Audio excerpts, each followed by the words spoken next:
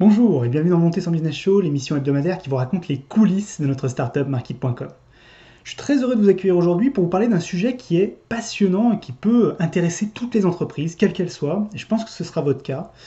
C'est comment vous pouvez choisir les bons moyens de communication pour développer votre activité, pour faire parler de vous dans ce monde toujours plus concurrentiel. Et nous, évidemment, on s'est posé ces questions-là lorsqu'on a lancé Market avec Olivier et Baptiste. On continue de se les poser, on continue de faire des tests. Je vais vous en parler tout à l'heure. Mais ce que j'aimerais faire déjà, c'est faire un peu un tour d'horizon, essayer de mieux comprendre, de partager avec vous ce que j'ai appris durant ces différentes années et comment vous pouvez faire vous pour trouver le bon moyen ou les bons moyens de communication qui vont être efficaces, pas trop onéreux et qui vont vous permettre d'atteindre vos objectifs. Alors déjà, il faut bien comprendre qu'aujourd'hui, on est dans un monde où il y a pléthore de possibilités, que ce soit offline ou online. Vous avez la possibilité de faire parler de vous sur Internet et en dehors. Alors, pêle-mêle, vous avez la création de contenu sur Internet, on en parle souvent, le fameux inbound marketing, même si je déteste ce terme. C'est le concept de dire, voilà, on va créer du contenu sur Internet pour faire venir les gens à nous.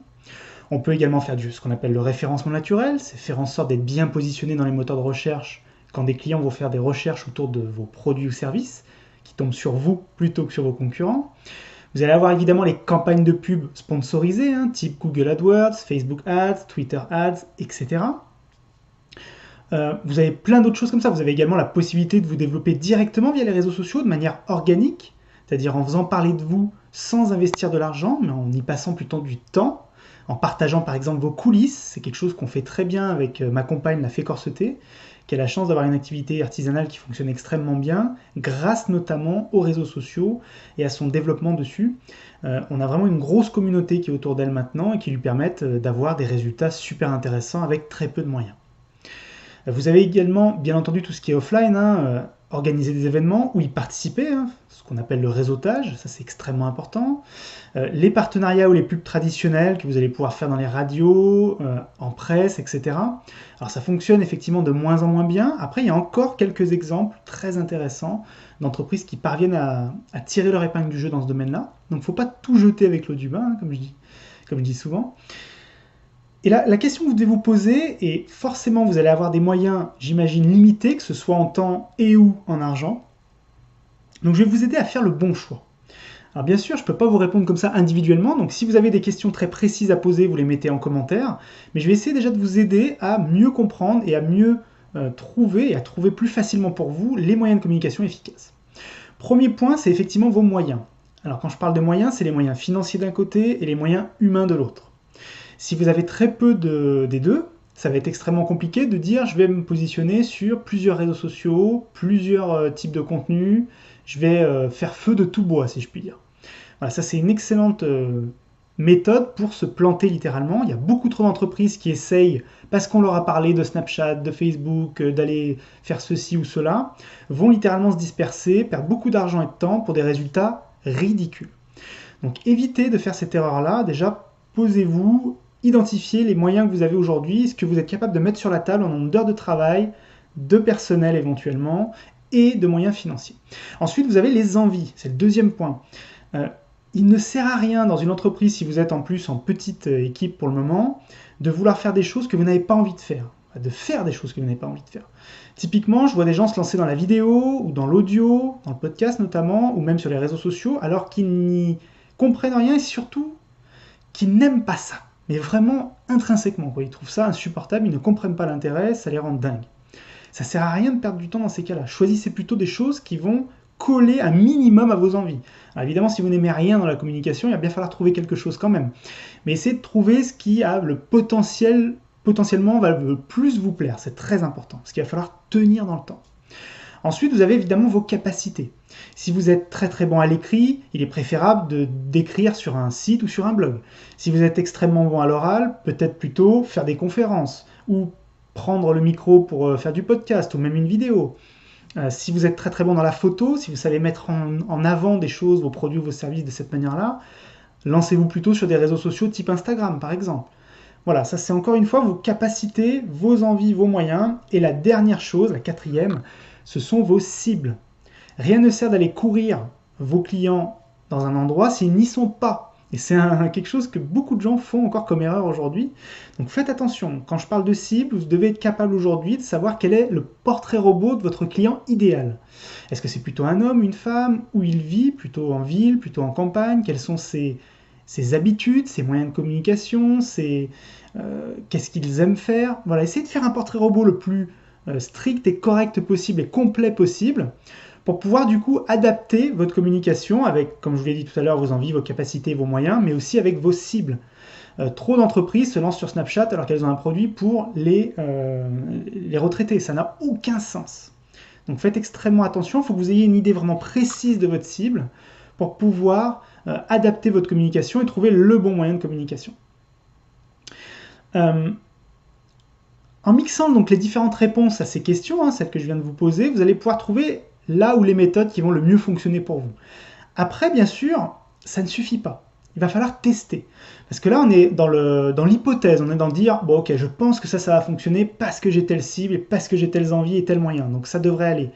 Mais rien ne prouve que c'est véridique. Tant que vous n'avez pas testé concrètement, rien ne le prouve. Donc testez-le et voyez les résultats. N'hésitez pas à faire des périodes de test assez courtes, mais quand même assez intenses, pour vous permettre d'avoir des résultats. Ne prenez pas de décision trop hâtive non plus. Si vous faites un test de 2 ou 3 jours, c'est complètement insuffisant. Tout va dépendre évidemment des méthodes que vous allez utiliser, mais prenez le temps de tester correctement ces différentes méthodes. Essayez de le faire en parallèle pour voir rapidement qu'est-ce qui fonctionne. Petite astuce toute simple, si vous voulez savoir vraiment d'où viennent les gens que vous allez récupérer comme clients, grâce à toutes vos promotions, n'hésitez pas à, suivant le moyen de communication utilisé, proposer par exemple un code promo spécifique ou un code tout simple, un mot qui va vous dire « Ah ok, ça vient de tel moyen de communication ». C'est extrêmement important parce que sinon vous allez faire feu de tout bois, peut-être tester 3 ou 4 méthodes en même temps et ne pas savoir laquelle ou lesquelles fonctionnent réellement, ce qui serait un petit peu dommage. Voilà, donc n'hésitez pas à faire vos périodes de test, c'est effectivement très important, qui va vous permettre de comparer les résultats entre les différentes méthodes que vous avez testées, et du coup de trouver celle qui est la plus efficace et la plus rentable. Ça va être ça qui va être très important. Pour 100 € investis, ou l'équivalent de 100 € en moyens humains investis, combien vous êtes capable de retirer d'argent avec ces 100 € investis? C'est très très important. Ça vous permettra de savoir si vous avez ou non un potentiel. Quand on prend l'exemple de Markit, nous on a testé plein de choses différentes. Il y en a 3 qui fonctionnent extrêmement bien aujourd'hui, qu'on va continuer de développer du coup. La première, c'est l'emailing. La deuxième, c'est le podcast. Nous avons un podcast hebdomadaire que je vous invite à écouter, qui sort toutes les semaines, qui s'appelle Startup Insider by Markit. Vous pouvez le télécharger facilement. Allez écouter, c'est super intéressant. On partage vraiment nos réunions d'entreprise avec Baptiste et Olivier. On fait comme si vous étiez avec nous, on partage absolument tout.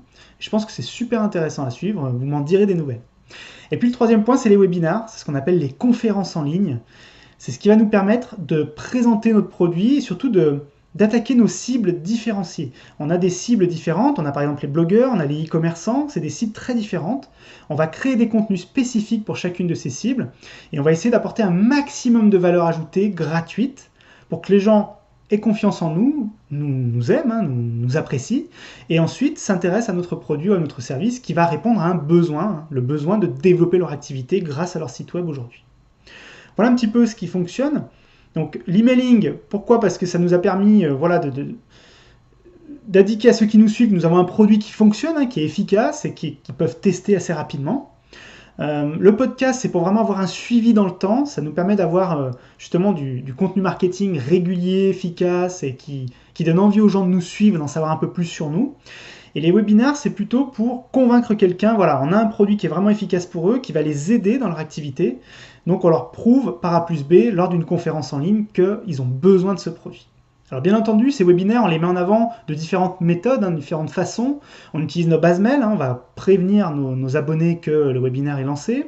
On utilise également la publicité Facebook, puisqu'on a acquis une certaine expérience dans ce domaine. Ça nous permet d'avoir des résultats très intéressants à des prix moindres, des prix assez peu élevés. Voilà un petit peu ce qu'on utilise, et puis même les réseaux sociaux en général, c'est-à-dire qu'on va partager régulièrement ce qu'on fait comme webinaire, et on va mettre en avant notre expertise à ce niveau-là, pour faire venir un maximum de monde dans le tunnel. On a un véritable tunnel de conversion, où les gens vont venir sur la page du webinaire, s'inscrire, y participer, et ensuite on va les relancer régulièrement de manière automatique, pour pouvoir les convaincre d'utiliser et d'au moins tester notre outil. Voilà donc ce que je vous invite à faire. Donc pour vous, c'est exactement la même chose. C'est à vous de jouer maintenant. N'hésitez pas à tester les différents moyens de communication que vous avez. Je vous rappelle les 4 choses à savoir, les 4 choses à mixer, hein. Vos moyens, vos envies, vos capacités et vos cibles. Ensuite, faire vos tests, parce que chaque entreprise est différente, chaque communauté est différente. Voir ce qui fonctionne le mieux et y aller à fond. Voilà, j'espère que cet épisode vous a plu. N'hésitez pas à poser vos questions en commentaire sous la vidéo. J'y répondrai avec plaisir. Si vous voulez par exemple partager, nous montrer ce que vous faites et me poser une question sur le moyen de communication qui pourrait être le plus intéressant, n'hésitez pas. Et quant à nous, on vous dit 2 choses. La première, c'est de ne pas oublier d'aller tester Markit sur markit.com.